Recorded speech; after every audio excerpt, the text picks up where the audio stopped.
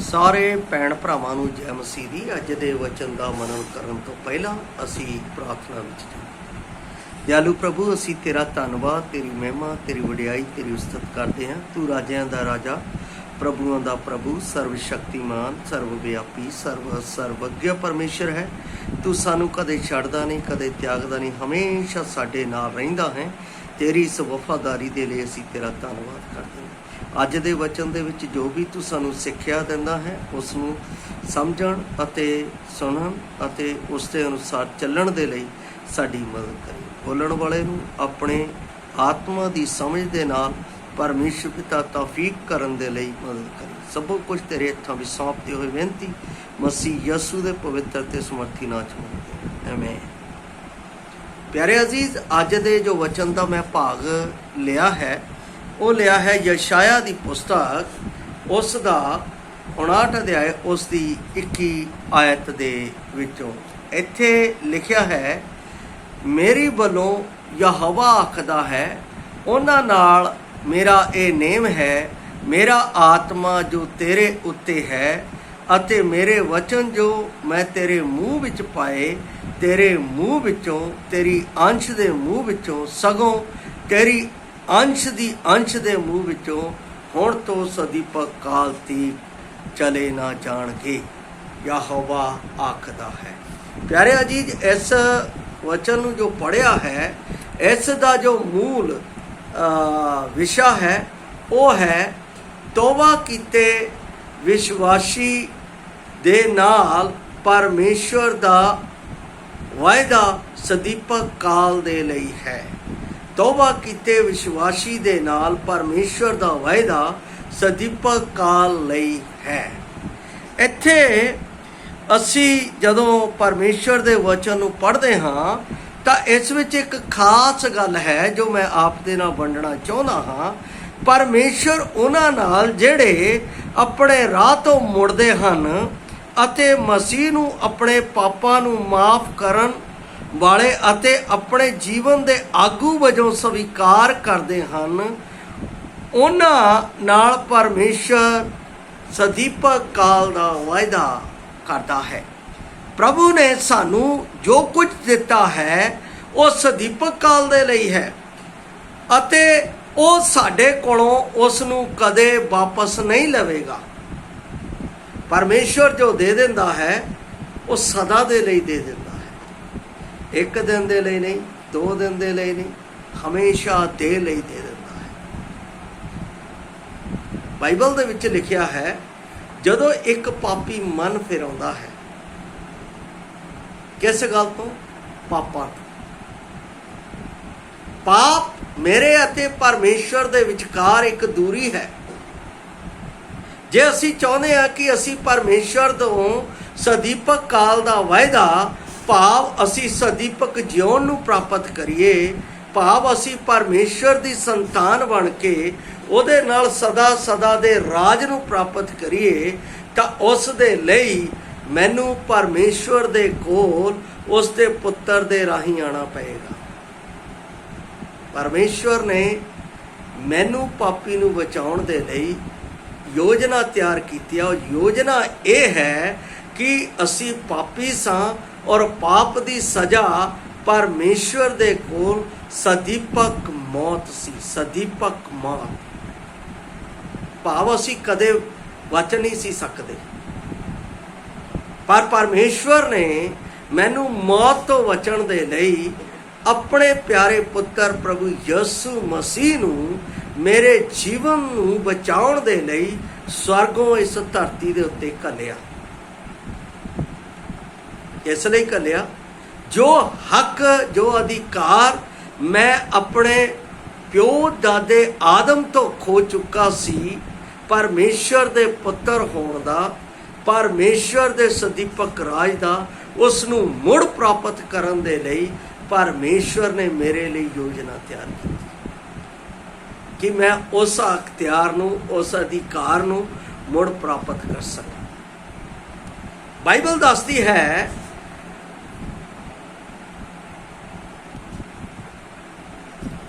Bible ਦੱਸਦੀ ਹੈ ਕਿ ਅਸੀਂ ਅਗਰ ਪਰਮੇਸ਼ਵਰ ਦੀ उस संतान होने का हक प्राप्त करना है तो सानू प्रभु यसु मसीह नू स्वीकार करना पएगा। रोमिया की पुस्तक 9 ਅਤੇ 10 आयत दे विच लिखिया है, जे असी अपने दिल दे नाल असी अपने मूँह दे नाल ये इकरार कर लैंदे हाँ कि मसीह यसु मेरे पापी दे लई मारिया गया, गड्ढिया गया अते तीसरे दिन जी उठिया, मेरा प्रभु है, तां मैं परमेश्वर दे पुत्र होने का हक प्राप्त करदा। क्योंकि यूहन्ना 1:12 दे विच लिखिया है, जिन्हां ने उस नाम नूं स्वीकार किया जो परमेश्वर वालों स्वर्गों दिता गया, यसु नाम, जिन्हां ने उस नाम नूं स्वीकार किया, उस नाम नूं मन लिया, परमेश्वर ने उन्होंने अपने पुत्र होने का हक दे दिता। यह हक एक दिन का नहीं, यह हक सदा दे लिए दे दिता। क्योंकि यूहन्ना 3:16 दे विच परमेश्वर के वचन दे विच यूहन्ना आखदा है कि परमेश्वर ने जगत नाल अजिहा प्यार किया कि उसने अपना इकलौता पुत्र दे दिता, ताकि हरेक जो उस उत्ते नेचा करे वो नाश ना होवे बल्कि सदीपक जीवन प्राप्त करे, हमेशा दा जीवन। पहला पुत्र होने का हक, फिर हमेशा दा जीवन मैनू मिल जाता है।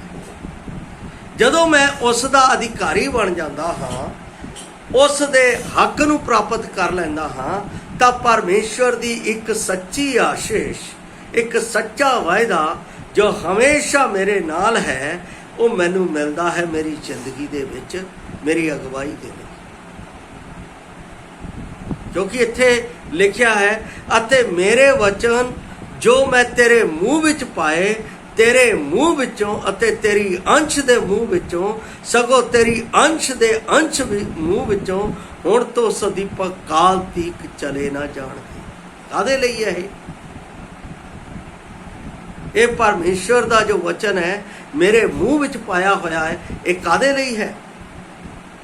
जदों मैं यूहन्ना दी अंजील उसका 16 अध्याय उसकी 13 आयत नूं पढ़दा हाँ, ये जो परमेश्वर ने मेरे नाल वायदा किया है, ये जो परमेश्वर ने मेरे नाल प्रॉमिस किया है, वो कादे लई है? सदीपक काल तक किस गल दे लई? इत्थे असीं पढ़दे हाँ, लिखिया है, तद जद ओ अर्थात सच्चाई दा आत्मा आवे, तद ओ सारी सच्चाई विचों तुहाडी अगवाई करेगा, क्यों जो वो अपनी बोलो ना कहेगा, पर जो कुछ सुनेगा वो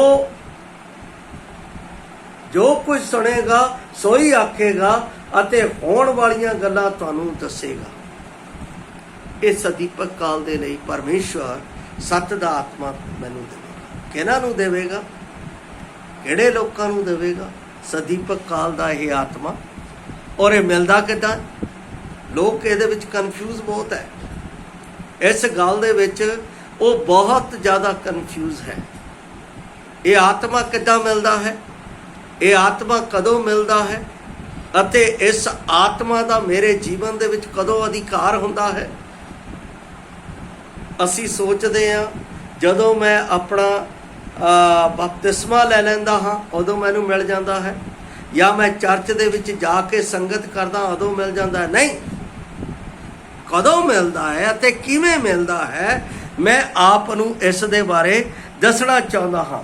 अफीसियां दी पुस्तक जदों असी उस दा 1 अध्याय उस दी 13 आयत नूं पढ़दे हाँ, अफीसियां दी पुस्तक उस दा 1 अध्याय अते उस दी 13 आयत दे विच पौलुस रसूल कुछ इस तरह आखदा है। इत्थे कहंदा है, उस विच जिस वेले तुसां सच्चाई दा वचन अर्थात अपनी मुक्ति दी खुशखबरी सुनी अते उस उत्ते नेचा भी कीती। यह है तौबा। तौबा किदां हुंदी है? तौबा दा मतलब नवा जन्म मेरा किवें हुंदा है? बाइबल साफ रीति नाल दसदी है। जदों मैं अपने व्यक्तिगत जीवन दे विच मसीह यसू नूं पापां तो ਬਚਾਉਣ ਵਾਲਾ ਆਪਣਾ ਮੁਕਤੀਦਾਤਾ ਮੰਨ ਲੈਂਦਾ ਹਾਂ ਅਤੇ ਇਹ ਕਹਿੰਦਾ ਹਾਂ ਕਿ ਹੁਣ ਮੇਰਾ ਜੀਵਨ ਮੇਰਾ ਨਹੀਂ, ਮਸੀਹ ਤੇਰਾ ਹੈ, ਇਸ ਨੂੰ ਆਪਣੀ ਇੱਛਾ ਦੇ ਅਨੁਸਾਰ ਚਲਾ, ਤਦ ਮੇਰੇ ਜੀਵਨ ਦੇ ਵਿੱਚ ਪਰਮੇਸ਼ਵਰ ਦਾ ਆਤਮਾ ਆ ਜਾਂਦਾ ਹੈ। ਕਿਉਂਕਿ ਇੱਥੇ ਲਿਖਿਆ ਹੈ, ਤੁਸੀਂ ਆਪਣੀ ਮੁਕਤੀ ਦੀ ਖੁਸ਼ਖਬਰੀ ਸੁਣੀ ਅਤੇ ਉਸ ਉੱਤੇ ਨਿਹਚਾ ਵੀ ਕੀਤੀ, ਤਾਂ ਵਾਅਦੇ ਦੇ ਅਨੁਸਾਰ, ਪਰਮੇਸ਼ਰ ਦੇ ਵਾਅਦੇ ਦੇ ਅਨੁਸਾਰ ਪਵਿੱਤਰ ਆਤਮਾ ਨਾਲ ਤੁਹਾਡੇ ਉੱਤੇ ਮੋਹਰ ਲੱਗ ਗਈ। ਕਿਹਦੀ? ਪਵਿੱਤਰ ਆਤਮਾ ਦੀ ਮੋਹਰ। ਇਸ ਵੇਲੇ ਮਤਲਬ ਉਸ ਵੇਲੇ ਪਵਿੱਤਰ ਆਤਮਾ ਮੇਰੇ ਵਿੱਚ ਆ ਗਿਆ। ਹੁਣ ਉਹ ਵਾਪਸ ਜਾਣ ਦਾ ਨਹੀਂ, ਉਹ ਸਦਾ ਸਦਾ ਦੇ ਲਈ ਮੇਰੇ ਵਿੱਚ ਹੈ, ਮੇਰੇ ਜੀਵਨ ਦੇ ਵਿੱਚ ਹੈ। ਕਾਹਦੇ ਲਈ? ਸਵਰਗ ਤੱਕ ਜਾਣ ਦੇ ਲਈ, ਮੇਰੀ ਅਗਵਾਈ ਕਰਨ ਦੇ ਲਈ। ਇਸ ਧਰਤੀ ਦੇ ਵਿੱਚ, ਇਸ ਬੁਰੇ ਸੰਸਾਰ ਦੇ ਵਿੱਚ, ਇਸ ਬੁਰੇ ਸੰਸਾਰ ਦੇ ਲੋਕਾਂ ਤੋਂ ਬਚਣ ਦੇ ਲਈ, ਉਹ ਮੇਰੀ ਅਗਵਾਈ ਕਰਨ ਦੇ ਲਈ, ਹਮੇਸ਼ਾ ਹਮੇਸ਼ਾ ਦੇ ਲਈ ਮੇਰੇ ਵਿੱਚ ਆ ਜਾਂਦਾ ਹੈ ਜਦੋਂ ਮੈਂ ਤੌਬਾ ਕਰ ਲੈਂਦਾ। ਪਿਆਰੇ ਅਜ਼ੀਜ਼, ਬਿਨਾਂ ਤੌਬਾ ਕੀਤੇ ਪਰਮੇਸ਼ਰ ਦਾ ਇਹ ਆਤਮਾ ਮੇਰੇ ਅੰਦਰ ਨਹੀਂ ਆ ਸਕਦਾ ਹੈ। ਪਰਮੇਸ਼ਰ ਦਾ ਇਹ ਵਾਅਦਾ ਜੋ ਪਰਮੇਸ਼ਰ ਨੇ ਮੇਰੇ ਨਾਲ ਕੀਤਾ ਹੈ ਕਿ ਜਦੋਂ ਤੁਸੀਂ ਤੌਬਾ ਕਰੋਗੇ ਤਾਂ ਮੇਰੇ ਖੁਸ਼ਖਬਰੀ ਦੇ ਉੱਤੇ ਵਿਸ਼ਵਾਸ ਕਰੋਗੇ ਤਾਂ ਤੁਹਾਡੇ ਵਿੱਚ ਆ ਜਾਏਗਾ। ਮੋਹਰ ਲੱਗ ਜਾਂਦੀ ਹੈ। ਇੱਥੇ ਲਿਖਿਆ ਮੋਹਰ। ਤੁਸੀਂ ਜਦੋਂ ਜ਼ਮੀਨ ਲੈਂਦੇ ਹੋ, ਜਦੋਂ ਉੱਥੇ ਮੋਹਰ ਲੱਗ ਜਾਂਦੀ ਹੈ, ਉਹ ਜ਼ਮੀਨ ਤੁਹਾਡੀ ਹੋ ਜਾਂਦੀ ਹੈ। ਉਸ ਨੂੰ ਫਿਰ ਕੋਈ ਲੈ ਨਹੀਂ ਸਕਦਾ ਹੈ। ਮੋਹਰ ਦਾ ਇੰਨਾ ਵੱਡਾ ਮਹੱਤਵ ਹੈ। ਔਰ ਇਹ ਮੋਹਰ ਪਰਮੇਸ਼ਰ ਦੇ ਵੱਲੋਂ ਉਹਦੇ ਆਤਮਾ ਦੀ ਹਮੇਸ਼ਾ ਹਮੇਸ਼ਾ ਦੇ ਲਈ ਮੈਨੂੰ ਸਵਰਗ ਤੱਕ ਮੇਰੇ ਉੱਤੇ ਲੱਗੀ ਹੋਈ। ਔਰ ਇਹ ਪਰਮੇਸ਼ਰ ਦਾ ਆਤਮਾ ਹੈ ਕਿ ਸਮਝਣਾ ਇਸ ਨੂੰ ਜ਼ਰੂਰੀ। ਜਦ ਤੱਕ ਅਸੀਂ ਇਸ ਆਤਮਾ ਨੂੰ ਨਹੀਂ ਸਮਝਦੇ ਹਾਂ, ਉਦੋਂ ਤੱਕ ਮੈਂ ਆਪਣੇ ਜੀਵਨ ਦੇ ਵਿੱਚ ਅਧੂਰਾ। ਪਰਮੇਸ਼ਰ ਦੇ ਵਾਅਦੇ ਨੂੰ ਮੈਂ ਕਦੇ ਸਮਝ ਨਹੀਂ ਸਕਦਾ। ਪਰਮੇਸ਼ਰ ਦੇ ਸਦੀਪਕ ਵਾਅਦੇ ਨੂੰ ਮੇਰੇ ਜੀਵਨ ਦੇ ਵਿੱਚ ਜੋ ਹੋਣਾ ਚਾਹੀਦਾ ਉਹ ਨਹੀਂ ਹੋ ਸਕਦਾ। ਪਰਮੇਸ਼ਰ ਦਾ ਆਤਮਾ ਉਸ ਦਾ ਪਵਿੱਤਰ ਵਚਨ ਹੈ, ਉਸ ਦਾ ਪਵਿੱਤਰ ਵਚਨ। ਜੇ ਇਸ ਨੂੰ ਸਮਝਣਾ ਹੈ ਤਾਂ ਤੁਸੀਂ ਪਹਿਲਾ ਦੂਸਰਾ ਪਤਰਸ ਉਸ ਦਾ 1 ਅਧਿਆਇ ਉਸ ਦੀ 21 ਆਇਤ ਦੇ ਵਿੱਚ ਲਿਖਿਆ ਹੈ, ਕਿਉਂਕਿ ਕੋਈ ਅਗੰਬਾਕ ਮਨੁੱਖ ਦੀ ਇੱਛਾ ਤੋਂ ਕਦੇ ਨਹੀਂ ਆਇਆ, ਸਗੋਂ ਮਨੁੱਖ ਪਵਿੱਤਰ ਆਤਮਾ ਦੇ ਉਸਕਾਨ ਨਾਲ ਪਰਮੇਸ਼ਰ ਦੀ ਵੱਲੋਂ ਬੋਲਦੇ ਸੀ। ਜਦੋਂ ਬੋਲਦੇ ਸੀ ਤਾਂ ਲਿਖਿਆ ਜਾਂਦਾ ਸੀ, ਔਰ ਜਦੋਂ ਇਹ ਲਿਖਿਆ ਜਾਂਦਾ ਸੀ ਤਦ ਇਹ ਮੇਰੇ ਲਈ ਹਮੇਸ਼ਾ ਦੇ ਲਈ ਲਿਖਿਆ ਜਾਂਦਾ ਸੀ। ਅਸੀਂ ਜਦੋਂ ਦੂਸਰਾ ਤਿਮੋਥੀਅਸ ਉਸ ਦਾ 3 ਅਧਿਆਏ ਉਸ ਦੀ 16 ਆਇਤ ਪੜ੍ਹਦੇ ਹਾਂ ਤਾਂ ਇੱਥੇ ਲਿਖਿਆ ਹੈ, ਸਾਰੀ ਲਿਖਤ ਪਰਮੇਸ਼ਰ ਦੇ ਆਤਮਾ ਤੋਂ ਹੈ ਅਤੇ ਸਿੱਖਿਆ, ਤਾੜਨ ਅਤੇ ਸੁਧਾਰਨ ਅਤੇ ਧਰਮ ਦੇ ਗੁਝਾਉਣ ਦੇ ਲਈ ਗੁਣਕਾਰ ਹੈ। ਇਹਦਾ ਮਤਲਬ ਇਹ ਆਤਮਾ ਜੋ ਮੇਰੇ ਲਈ ਸਦਾ ਦੇ ਲਈ, ਮੇਰੀ ਅਗਵਾਈ ਦੇ ਲਈ ਦਿੱਤਾ ਗਿਆ ਹੈ। ਕਾਹਦੇ ਲਈ ਦਿੱਤਾ ਗਿਆ ਹੈ? ਕਿਉਂਕਿ ਇਹ ਸਾਰੀ ਲਿਖਤ ਪਰਮੇਸ਼ਰ ਦੇ ਆਤਮਾ ਤੋਂ ਹੈ। ਕਾਹਦੇ ਲਈ ਹੈ? ਧਾਰਮਿਕਤਾ। ਇੱਥੇ ਲਿਖਿਆ ਹੈ ਸਿੱਖਿਆ, ਤਾੜਨ, ਸੁਧਾਰਨ ਅਤੇ ਹਰੇਕ ਧਾਰਮਿਕਤਾ ਦੇ ਕੰਮ ਨੂੰ ਗੁਝਾਉਣ ਦੇ ਲਈ ਗੁਣਕਾਰ ਹੈ। ਭਾਈ ਪਰਮੇਸ਼ਰ ਦਾ ਬੰਦਾ ਕਾਬਲ ਅਤੇ ਹਰੇਕ ਕੰਮ ਦੇ ਲਈ ਤਿਆਰ ਕੀਤਾ ਹੋਇਆ ਹੋਵੇ। ਦੇਖੋ ਕਿੰਨੀ ਵੱਡੀ ਪਰਮੇਸ਼ਰ ਦੀ ਆਸ਼ੀਸ਼ ਹੈ, ਕਿੰਨਾ ਵੱਡਾ ਪਰਮੇਸ਼ਰ ਦਾ ਵਾਅਦਾ ਹੈ ਜੋ ਪਰਮੇਸ਼ਰ ਨੇ ਜਦੋਂ ਮੈਂ ਤੌਬਾ ਕਰਦਾ ਹਾਂ ਉਸ ਵੇਲੇ ਮੇਰੇ ਜੀਵਨ 'ਚ ਦੇ ਦਿੱਤਾ, ਔਰ ਉਹ ਪਰਮੇਸ਼ਰ ਦੇ ਸਵਰਗ ਰਾਜ ਜਾਣ ਤੱਕ ਮੇਰੇ ਨਾਲ ਹੋਵੇਗਾ, ਸਵਰਗ ਦੇ ਵਿੱਚ ਮੇਰੇ ਨਾਲ ਹੋਵੇਗਾ। ਕਿੰਨੀ ਵੱਡੀ ਗੱਲ ਹੈ। ਇਸ ਗੱਲ ਨੂੰ ਜਦ ਤੱਕ ਮੈਂ ਆਪਣੇ ਜੀਵਨ ਦੇ ਵਿੱਚ ਵਿਅਕਤੀਗਤ ਰੀਤੀ ਦੇ ਨਾਲ ਮਸੀਹ ਯਿਸੂ ਨੂੰ ਸਵੀਕਾਰ ਨਹੀਂ ਕਰ ਲੈਂਦਾ, ਉਦੋਂ ਤੱਕ ਇਹ ਵਾਅਦਾ ਮੇਰੇ ਜੀਵਨ ਦੇ ਵਿੱਚ ਨਹੀਂ ਆਵੇਗਾ। ਜੇ ਤੁਸੀਂ ਚਾਹੁੰਦੇ ਹੋ ਕਿ ਪਰਮੇਸ਼ਵਰ ਦਾ ਵਾਅਦਾ ਸਦੀਪਕ ਜਿਉਣ ਮੇਰੇ ਜੀਵਨ ਦੇ ਵਿੱਚ ਆਵੇ।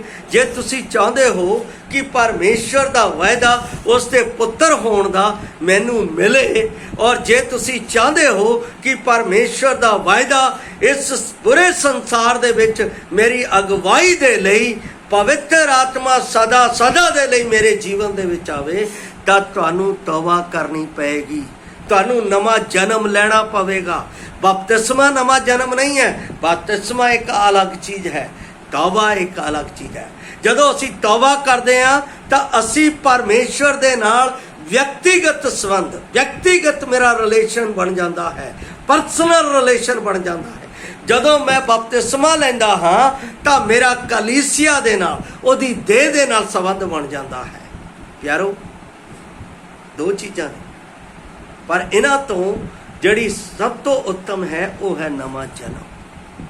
ਜੇ ਤੁਸੀਂ ਨਵਾਂ ਜਨਮ ਨਹੀਂ ਲਿਆ ਹੈ, ਜੇ ਤੁਸੀਂ ਤੌਬਾ ਨਹੀਂ ਕੀਤੀ ਹੈ, ਤਾਂ ਕਦੇ ਵੀ ਤੁਸੀਂ ਪਰਮੇਸ਼ਵਰ ਦੀਆਂ ਇਹ ਤਿੰਨ ਆਸ਼ੀਸ਼ਾਂ ਨੂੰ ਆਪਣੇ ਜੀਵਨ ਵਿੱਚ ਪ੍ਰਾਪਤ ਨਹੀਂ ਕਰ ਸਕਦੇ। ਜੇ ਤੁਸੀਂ ਚਾਹੁੰਦੇ ਹੋ ਕਿ ਜੇ ਅਸੀਂ ਇਸ ਚੀਜ਼ ਨੂੰ ਪ੍ਰਾਪਤ ਕਰੀਏ ਤਾਂ ਅੱਜ ਰਾਤ, ਜਿਨ੍ਹਾਂ ਨੇ ਨਹੀਂ ਕੀਤਾ ਹੈ, ਅੱਜ ਰਾਤ ਇਸ ਵਾਅਦੇ ਨੂੰ, ਇਹਨਾਂ ਆਸ਼ੀਸ਼ਾਂ ਨੂੰ ਵਿਅਕਤੀਗਤ ਰੀਤ ਦੇ ਨਾਲ ਪ੍ਰਾਪਤ ਕਰ ਸਕਦੇ ਹੋ। ਤੁਸੀਂ ਪਰਮੇਸ਼ਵਰ ਦੇ ਅੱਗੇ ਇਹ ਗੱਲ ਕਹੋ, ਪ੍ਰਭੂ ਯਿਸੂ ਮਸੀਹ, ਮੈਂ ਤੇਰੇ ਵਚਨ ਤੋਂ ਇਹ ਜਾਣ ਲਿਆ ਹੈ ਕਿ ਮੈਂ ਪਾਪੀ ਹਾਂ, ਔਰ ਮੇਰੇ ਪਾਪੀ ਦੇ ਲਈ ਪਰਮੇਸ਼ਵਰ ਨੇ ਆਪ ਨੂੰ ਸਵਰਗ ਤੋਂ ਇਸ ਧਰਤੀ ਦੇ ਉੱਤੇ ਘੱਲਿਆ, ਜਿਹੜਾ ਮੇਰੇ ਪਾਪਾਂ ਦੇ ਲਈ ਇਸ ਧਰਤੀ ਦੇ ਉੱਤੇ ਦੁੱਖ ਝੱਲਿਆ, ਉਹ ਮੇਰੇ ਪਾਪਾਂ ਦੇ ਲਈ ਮਾਰਿਆ ਗਿਆ, ਔਰ ਮੇਰੇ ਪਾਪੀ ਦੇ ਲਈ ਕਾਲਵਰੀ ਕਰੂਸ ਦੇ ਉੱਤੇ ਇੱਕ ਇੱਕ ਖੂਨ ਦਾ ਕਤਰਾ ਬਹਾ ਕੇ ਮੇਰੇ ਪਾਪਾਂ ਨੂੰ ਮਾਫ ਕਰਨ ਦੇ ਲਈ ਉਸਨੇ ਆਪਣੀ ਜਾਨ ਦੇ ਦਿੱਤੀ, ਅਤੇ ਮੈਨੂੰ ਮੁਰਦੇ ਕੰਮਾਂ ਤੋਂ ਜੀਵੰਤ ਕਰਨ ਦੇ ਲਈ ਉਹ ਕਬਰ ਦੇ ਵਿੱਚੋਂ ਜੀ ਉੱਠਿਆ। ਹੁਣ ਉਹ ਜ਼ਿੰਦਾ ਪ੍ਰਭੂ ਹੈ। ਮੈਂ ਇਸ ਗੱਲ ਦਾ ਵਿਸ਼ਵਾਸ ਕਰਦਾ ਹਾਂ, ਔਰ ਆਪਣੇ ਵਿਅਕਤੀਗਤ ਦਿਲ ਦੇ ਨਾਲ ਮੈਂ ਮੰਨ ਲੈਂਦਾ ਹਾਂ ਕਿ ਯਿਸੂ ਹੀ ਪ੍ਰਭੂ ਹੈ। ਇਹ ਪ੍ਰਾਰਥਨਾ ਮੈਂ ਪ੍ਰਭੂ ਯਿਸੂ ਮਸੀਹ ਦੇ ਨਾਮ ਦੇ ਵਿੱਚ ਮੰਗ ਲੈਂਦਾ ਹਾਂ, ਆਮੀਨ। ਇਸ ਤਰ੍ਹਾਂ ਕਰਨ ਦੇ ਨਾਲ ਤੁਹਾਡੇ ਜੀਵਨ ਦੇ ਵਿੱਚ ਪਰਮੇਸ਼ਵਰ ਦਾ ਆਤਮਾ ਸਦਾ ਦੇ ਲਈ ਆ ਜਾਏਗਾ, ਔਰ ਸਦਾ ਦਾ ਜੀਵਨ ਤੁਹਾਨੂੰ ਮਿਲ ਜਾਏਗਾ, ਔਰ ਤੁਸੀਂ ਹਮੇਸ਼ਾ ਪਰਮੇਸ਼ਵਰ ਦੀ ਸੰਤਾਨ ਹੋਣ ਦਾ ਹੱਕ ਪ੍ਰਾਪਤ ਕਰ ਲਓਗੇ। ਔਰ ਜਿਨ੍ਹਾਂ ਨੇ ਕਰ ਲਿਆ ਹੈ, ਉਹ ਪਰਮੇਸ਼ਵਰ ਦੀ ਅਗਵਾਈ ਦੇ ਨਾਲ ਜੋ ਆਤਮਾ ਦਿੱਤਾ ਗਿਆ ਹੈ, ਨਿਤ ਪ੍ਰਤੀ ਦਿਨ ਸਿਸਟੇਮੈਟਿਕ ਤਰੀਕੇ ਦੇ ਨਾਲ ਵਚਨ ਨੂੰ ਪੜ੍ਹਦਿਆਂ ਹੋਇਆਂ ਆਪਣੇ ਜੀਵਨ ਨੂੰ ਬਤੀਤ ਕਰੋ, ਤਾਂ ਕਿ ਪਰਮੇਸ਼ਵਰ ਦੀ ਉਹ ਆਸ਼ੀਸ਼ ਆਪਣੇ ਜੀਵਨ ਦੇ ਵਿੱਚ ਪ੍ਰਾਪਤ ਕਰਦੇ ਹੋਏ ਦਿਨ ਪ੍ਰਤੀ ਦਿਨ ਵਧੋ। ਪਹਿਲੀ ਗੱਲ, ਪ੍ਰੇਮ ਦੇ ਵਿੱਚ ਵਧੋ। ਜਿਨ੍ਹਾਂ ਨੇ ਤੌਬਾ ਕਰ ਲਈ ਹੈ, ਪ੍ਰੇਮ ਦੇ ਵਿੱਚ ਵਧੋ। ਫਿਰ ਪਰਮੇਸ਼ਵਰ ਦੀ ਸ਼ਾਂਤੀ ਦੇ ਵਿੱਚ ਵਧੋ। ਫਿਰ ਪਰਮੇਸ਼ਵਰ ਦੇ ਆਨੰਦ ਵਿੱਚ ਵਧੋ। ਫਿਰ ਪਰਮੇਸ਼ਵਰ ਦੀ ਭਲਾਈ ਦੇ ਵਿੱਚ ਵਧੋ। ਫਿਰ ਪਰਮੇਸ਼ਵਰ ਦੀ ਦਇਆ ਦੇ ਵਿੱਚ ਵਧੋ। ਫਿਰ ਪਰਮੇਸ਼ਵਰ ਦੀ ਸੰਜਮ ਦੇ ਵਿੱਚ ਵਧੋ। ਫਿਰ ਪਰਮੇਸ਼ਵਰ ਦੇ ਆਗਿਆਕਾਰੀਤਾ ਦੇ ਕਾਰਜਾਂ ਦੇ ਵਿੱਚ ਵਧੋ। ਪਰਮੇਸ਼ਵਰ ਦੇ ਦਿਨ ਪ੍ਰਤੀ ਦਿਨ ਵਚਨ ਦੇ ਕਾਰਜਾਂ ਦੇ ਵਿੱਚ ਵਧੇ ਜਾਓ, ਤਾਂ ਕਿ ਤੁਸੀਂ ਪਰਮੇਸ਼ਵਰ ਦੇ ਆਤਮਾ ਦੇ ਨਾਲ, ਪਰਮੇਸ਼ਵਰ ਦੇ ਨਾਲ ਮਿਲ ਜਾਓ। ਇਹ ਤਾਂ ਪਰਮੇਸ਼ਵਰ ਚਾਹੁੰਦਾ ਹੈ। ਪਰਮੇਸ਼ਵਰ ਨਹੀਂ ਚਾਹੁੰਦਾ ਕਿ ਕੋਈ ਵੀ ਵਾਅਦਾ ਤੁਸੀਂ ਮੇਰੇ ਤੋਂ ਖੋਵੋ। ਪਰਮੇਸ਼ਵਰ ਚਾਹੁੰਦਾ ਹੈ ਤੁਸੀਂ ਮੇਰੇ ਸਾਰੇ ਵਾਅਦੇ ਜੋ ਮੈਂ ਆਪਣੇ ਪੁੱਤਰ ਦੇ ਰਾਹੀਂ ਦਿੱਤੇ ਹੈ, ਉਸ ਨੂੰ ਤੁਸੀਂ ਪ੍ਰਾਪਤ ਕਰੋ। ਪਰਮੇਸ਼ਵਰ ਆਪ ਨੂੰ ਤੌਬਾ ਕਰਕੇ ਵਿਸ਼ਵਾਸ ਦੇ ਨਾਲ ਪਰਮੇਸ਼ਵਰ ਦੇ ਸਾਰੇ ਸਦੀਪਕ ਕਾਲ ਦੇ ਵਾਅਦੇ ਪ੍ਰਾਪਤ ਕਰਨ ਦੇ ਲਈ ਆਪ ਦੀ ਮਦਦ ਕਰੇ। ਜੈ ਮਸੀਹ।